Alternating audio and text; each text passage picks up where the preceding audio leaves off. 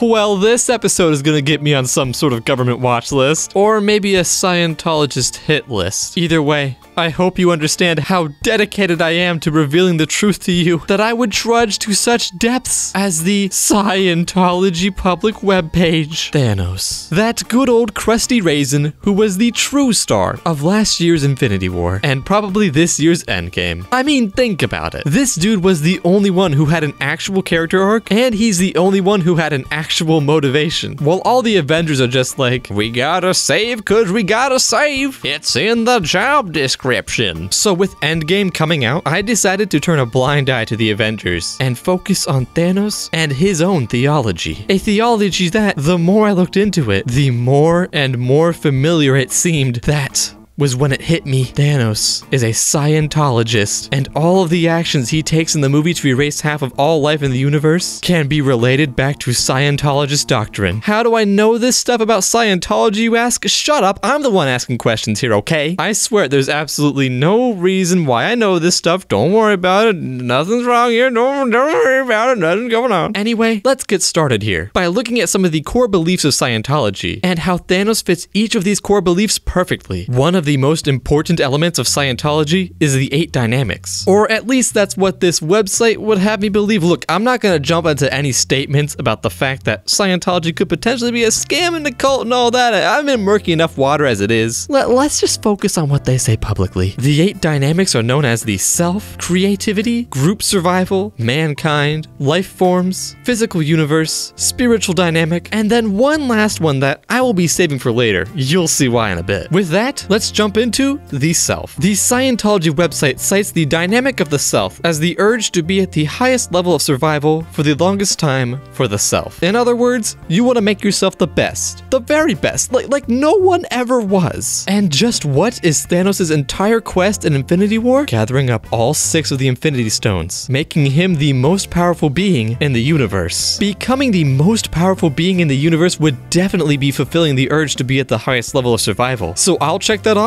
as confirmed. The next dynamic, creativity. Now what you need to know is that Scientologists see creativity as any sort of creation, from art to spam cakes and even the creation of a family. In fact, family is vital to the creativity dynamic, as this dynamic is specifically cited as pertaining to anything with family. Family is really important to Scientologists, you say? Well, it just so happens that one of the most important things to Mr. Oxygen Deficient over here is his family, or his daughters to be more exact. Now you may be sitting here like, but I thought Thanos abused his daughters. And yeah, he kind of did that. But when he is attempting to get the Soul Stone and is forced to give away what he loves most, what does he give up? That's right, Gamora, his daughter, a member of his family. Check that dynamic off the list and move on to the next one, group survival. In a sense, by gaining the Infinity Stones, Thanos and his little posse would be able to ensure their group's survival. So Thanos was likely working towards this very dynamic while gaining the Infinity Stones. Come on, give me a harder one. Mankind. Okay, you gave me a tricky one. I mean, the whole movie we see Thanos trying to kill humans. He clearly does not really care for humanity. But what you have to remember is that this version of Scientology doctrine is written by humans for humans. So we can reasonably assume that Thanos' people, the Titans, would have a very similar dynamic for preserving the Titan people. And when you look at it like that, Thanos follows this dynamic beat for beat. As the movie states, the whole reason Thanos starts looking for the Infinity Stones in the first place is because of what happened to his people, as they experienced overpopulation and died out. Thanos clearly wanted to protect his people then by proposing his plan to save the planet, and he likely still wants to protect his people now, or at least any future generations of his people that may come. Next, life forms, known by Scientologists as the urge to protect the environment, which is Thanos' whole deal. He wants to gather all of the Infinity Stones and kill half of all life to help prevent planets from reaching their carrying capacity, thus protecting the environment of all of these planets. Now let's talk the next dynamic, physical universe. This dynamic is explained as the urge to protect the universe. an urge that our purple Powerpuff knows all too well. Once again, this is Thanos' entire thing. He wants to balance the universe, thereby protecting it. Another Scientologist dynamic is the spiritual dynamic. The spiritual dynamic is separate from the physical universe we just talked about, and is instead about the source of life itself. By gaining the Infinity Stones and snapping away half the universe, Thanos is literally controlling life itself, as his snap is deciding who can live and who can die. Now that we have those other 7 dynamics matched up with Thanos, I want to talk about this last one. One that matches up so perfectly with Thanos, you will be unable to deny that Thanos is a Scientologist. The last dynamic of Scientology is the urge to existence towards infinity. Let me say that one more time. The urge of existence towards infinity. Infinity, as in Infinity Stones, the things Thanos was trying to collect. Infinity, as in the name of the movie. Even on their own website, the Scientologists have capitalized the word infinity, clearly leaving a huge hint that this is referring to Thanos and Infinity War. But all of this is just the beginning of what I have to show you today. Sure, Thanos fits the 8 dynamics, but this is only one aspect of Scientology. To truly prove that Thanos is a Scientologist, we need to look at the other things Scientologists do and believe. First,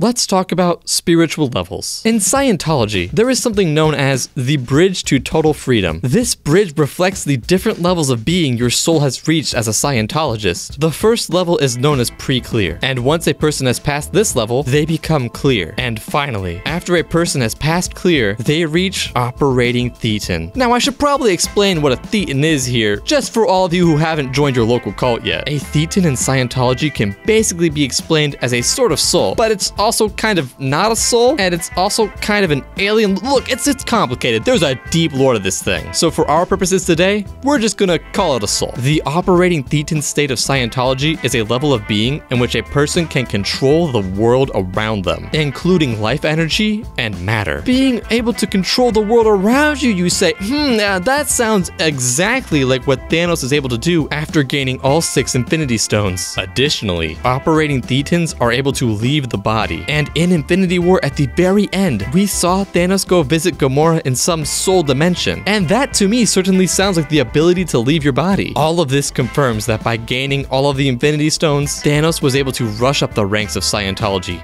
straight up to operating thetan. I think we have a pretty compelling case here, but I still have even more evidence that Thanos is indeed a Scientologist. Another core tenet of Scientology is ministry. The Scientology website defines ministry as being about ending suffering. In fact, that is what they say the most when describing their ministry. Not helping others, not making the world a better place, ending suffering. One way that people could be seen to be put out of their suffering is to kill them, something Thanos definitely does in Infinity War. The Ministry of Scientology also states that the Ministry of Scientology can solve any problem, no matter how big. The universe collapsing from overpopulation sounds like a pretty big problem to me, and Thanos the Scientologist steps in to end people's suffering and solve this massive problem. Another reason for spreading their ministry stated on the Scientology website is to help people progress up the bridge. Now, I'm no Scientology expert, but from what I found, it seems like dying may actually help a person continue on the Scientology bridge. Before I go further, I need to set one thing straight. Scientologists believe in reincarnation. So yes, all you potential Scientologists out there, you can become a Funko Pop in another life. The thetan soul in Scientology may have issues or things it needs to work out on a mental and spiritual level. Bodies of humans and other creatures present challenges for the thetans that are in these bodies. These challenges can help a thetan grow as a spirit and help move the thetan along the Scientology bridge. However, if a body is not presenting ample challenges for the thetan, then the body is really just a waste of time for the thetan. Maybe by killing all of these people, Thanos is attempting to free billions of thetans from unchallenging bodies, thus allowing them to move on to more challenging bodies that can allow them to grow quicker and reach higher states of being sooner. On the topic of killing, let's talk about Thanos killing Gamora and how that can be related to Scientology. In Scientology, there is a doctrine known as disconnection, where you must disconnect yourself from those who do not believe in the cause cause of Scientology. Gamora obviously does not believe in the Scientologist cause Thanos is pushing. And so even though it hurts him greatly, Thanos must disconnect from Gamora so that the greater quest of Scientology can be accomplished. Now let's look at Thanos attacking the Avengers. Another doctrine spread in Scientology is attack the attackers. This doctrine in Scientology rejects any sort of peaceful beliefs if people stand in the way of Scientology. This explains why Thanos was so ready and willing to attack and kill all of the Avengers who kept getting in the way of his Scientologist mission. All of this information definitely proves that Thanos is a Scientologist. However, I have one last piece of evidence that I know will blow all of you away, and it is about our favorite oxygen-rich boy, Red Skull. Now, while this version of Red Skull was played by some different actor than the original in the first Captain America movie, the Red Skull in the first Captain America movie was played by Hugo Weaving. What other characters has Hugo Weaving played during his time as an actor? Elrond from Lord of the Rings. Wait, Elrond. Gee, Elrond sure sounds like another name I know. Elrond Hubbard? And with that, ladies and gentlemen, I rest my case. Elrond Hubbard is here at the peak of this mountain, pushing Thanos forward, forcing Thanos to follow the Scientologist doctrine, making Thanos only more certain of his Scientologist beliefs. Thanos is a Scientologist. Now that we know Thanos is a Scientologist, I really can't wait to see the part of Endgame where the Avengers visit Thanos and are all forced to go through an E-meter test. Hey there, kiddos, how you all doing? I hope that you're having a fantastic day. And if not, well then I hope I was at least able to make it a little bit better. This video definitely took a lot of time to make, but out of all the most recent videos I've made, I can say that this is the most fun I've had making a video in a while. I've got lots more of these coming and probably an update video coming soon to talk about some things that have been going on. If there is anything you would like me to address or questions you may have, now is a good time to leave a comment. Anyway, Thanos is a Scientologist. Comment, like, and subscribe with notifications on always. Check out our other channels and media links below. Don't spoil the end game. And I'll see you all next time. Bye-bye, everybody.